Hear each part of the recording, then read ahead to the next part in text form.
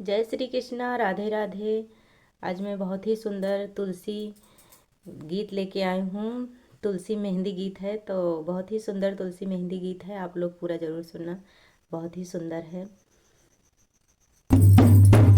हाथ तुलसी मैया के मेहंदिया से राज दिहा।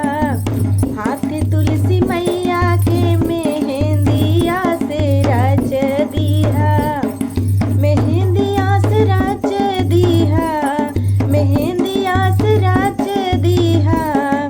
हाथ तुलसी मैया के मेहंदिया से राज दिहा। हाथ तुलसी मैया के मेहंदिया से राज दिहा। अंगूरी पे राज दिहा अवध नगरिया। अंगूरी पे राज दिहा अवध नगरिया। अवध नगरिया संग में सरजू के लहरिया।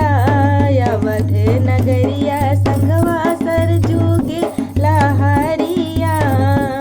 अंगूरी पे राज दिहा अवध नगरिया। अवध नगरिया संगवा सरजू के लहरिया। सरजू के लहरिया संगवा सरजू के लहरिया। हथेलिया बीच रच दिहा। हथेलिया बीच रच दिहा। राम रघुरैया के हथेलिया बीच रच दिहा।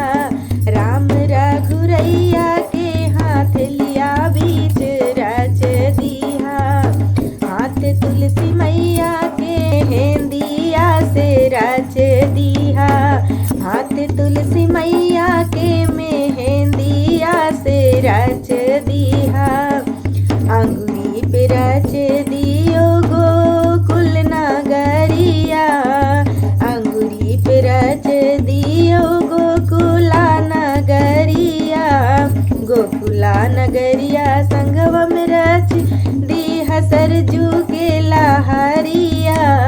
गोकुला नगरिया संगवा सरजू के लहरिया। अंगूरी पे रच दियो गोकुला नगरिया। गोकुला नगरिया संगवा सरजू के लहरिया। सरजू के लहरिया संगवा सरजू के लहरिया। हथेलिया में रच दिहा। हथेली बीच रच दिहा।